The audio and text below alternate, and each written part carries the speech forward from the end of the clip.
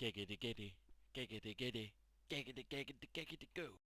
Okay, that's just me being retarded. Ignore that, please. Hello, guys. Welcome to another video. I am psyched to throw down a bit of League of Legends. We're playing 3v3. We're playing ranked. I would say that we're about the 1500 bracket here, so nothing too high elo type thing, but it's still some solid gameplay. It's me, Spazie, on the Gangplank. You see Acclamator as the Wolf, Warwick, and you see Dan Banan playing a Morgana. We are all members of CG here.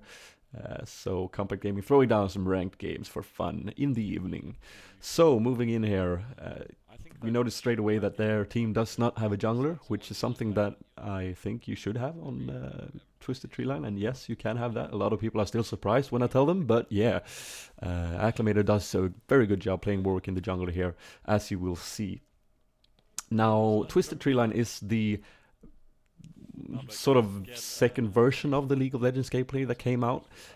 The original one is 5v5, this is 3v3, it's a smaller map, it's only 2 lanes. If you want to know more about the game, I can probably make more in-depth videos about that later if you so request, although there are plenty of those out there, so you could probably search up some basics yourself. It's free to play, so just go to leagueoflegends.com if you want to download it and throw down.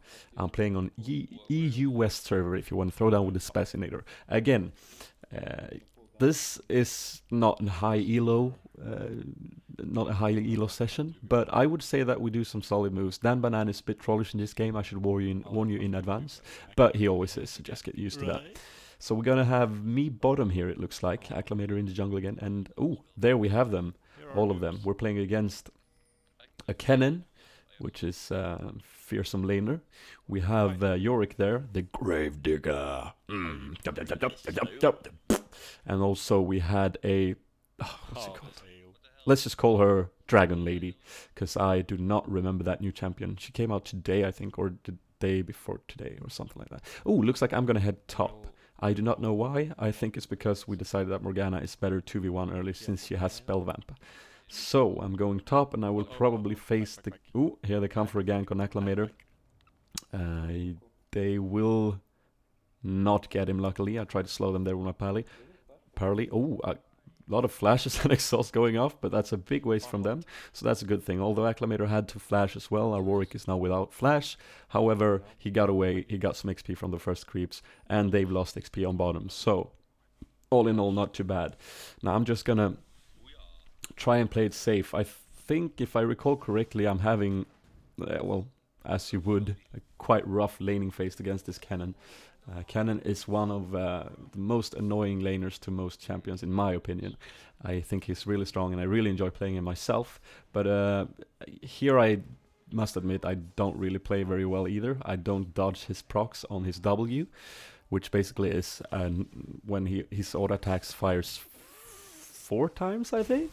Giggity? Is it 4 times? The 5th projectile, I think, is it?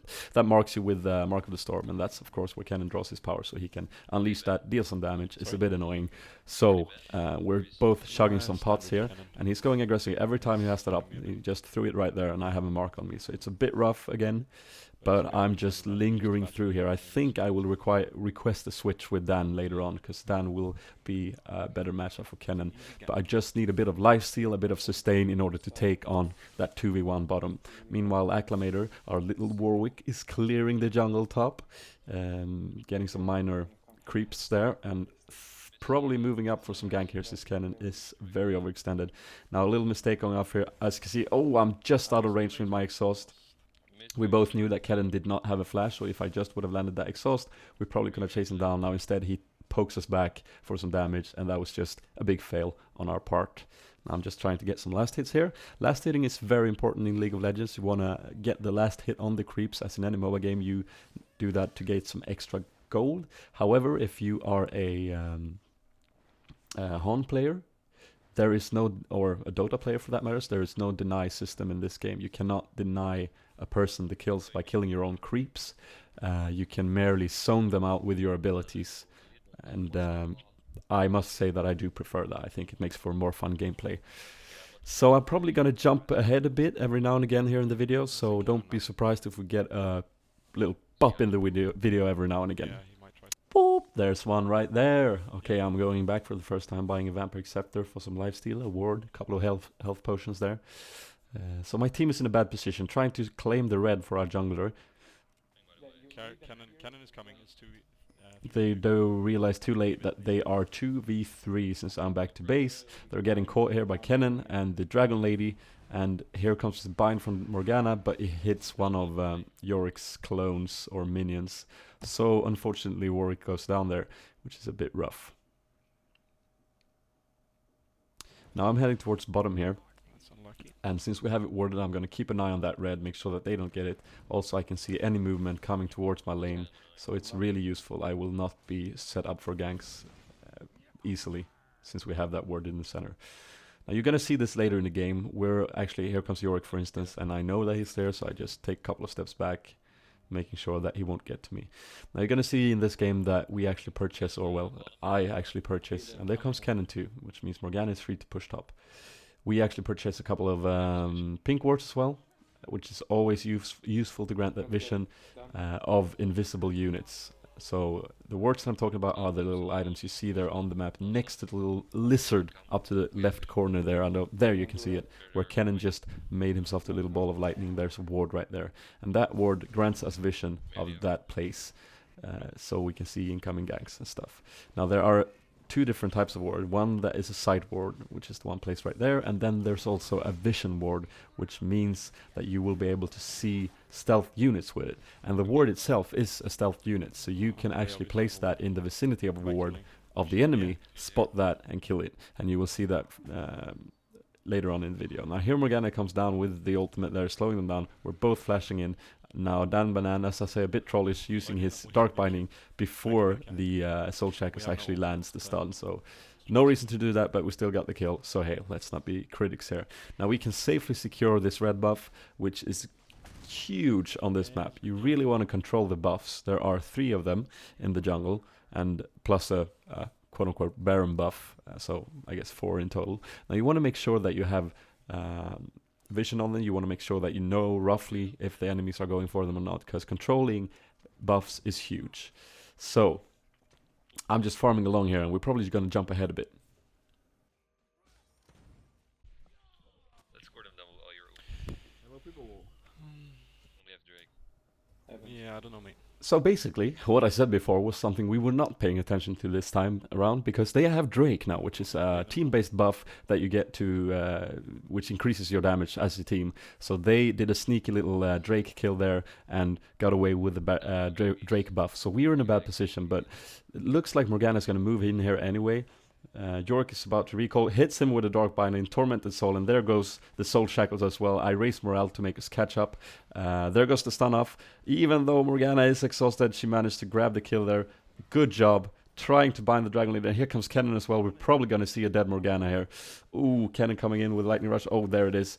But the spell shield actually procs off, and Acclamator's Warwick just leaps in there to take some aggro off the Dragon Lady. I'm sticking to her since she's extremely low, and she is trying to use the her ultimate there to get away, but I managed to get an auto attack off. Now we have red in my passive. Are we going to be able to catch up? We can, and I don't think so. I just got stunned there. But that was a great team fight considering they had the Baron buff. Well, Drake buff. I'm going to keep calling it the Baron buff, but you know what I mean by that. And we managed to get out, and Morgana was extremely low, and that's always nice to see. Now, I think we decide not to dive the Kennen here, because yeah, there you go, Yorick is there. So we're just retreating now, but that was a great team fight on our part, and we came out ahead. Now I'm picking up my second round of items here. I'm going for a Sheen, which does insane damage with my Parlay, which is the Q, where I fire out a little bullet to hit them in the head. I'm getting my upgraded boots there, attack speed boots. Since I have my W to cleanse any stuns, and Kennen is the only one stunning on this team right now, then that's going to do just wonders with me. So here I'm coming into the lane. Now Jorg is really overextended here, so I'm popping down my ult there, and Warwick just goes in there, locks him down into the ultimate. Very good job. We pop down on the exhaust, Morgana comes in, and here we have Dan and Trolley again. He could have gone for the bind on the other target, and we could have gone a double kill, but he went for the KS instead, which incidentally failed. So don't hate the player, hate the game. Huh? Don't hate the Dan, hate the banan. Don't. I'm just gonna stop. Jesus. So we're trying to seize the red buff again, and the Dragon Lady is going to try her best to probably steal it, and Cannon is there as well. But we do a good job defending there. They cannot reach that. So Acclamator was waiting for the cooldown on Smite there. He's got the red. I'm putting on the purple to spot their ward. We clean that, and now we're in a really good position to take this game in our favor.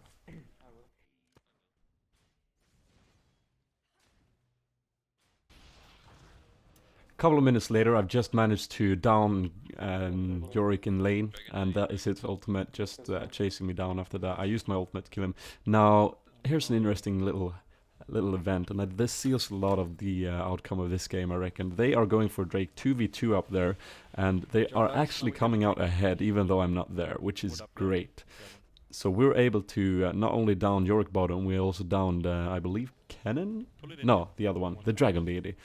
Now we're gonna pull the Drake back in there and just finish that off to claim the buff for our own. And this is just great, you know? You can just have the buff. But I believe we get a bit too greedy. That Dark Binding is so tempting to follow up. Here comes the Soul Shackle, and Cannon is so low. Morgana feels healthy, but Yorick and Cannon together with that ultimate is just gonna rake them. Now I see that Cannon will get away, so I flash in to make sure that we get that kill at least, but then we move out. So that was a huge, as I said there, that was a huge waste of Drake. We had no really reason to do that. We should have gone back and just healed up, but yeah, bad mistake. Now Yorick can also clean some of the jungle, which is never good. But I'm going back here, and for my third round, I'm gonna go for finishing up that Trinity Force and going for the Frozen Mallet, or the whatever it's called first. So buying another pink to make sure that we have the middle nice and clean, and we're gonna move into the fight that actually determines the game. Let me place the purple in mid. Oh, you don't have any words. Cool.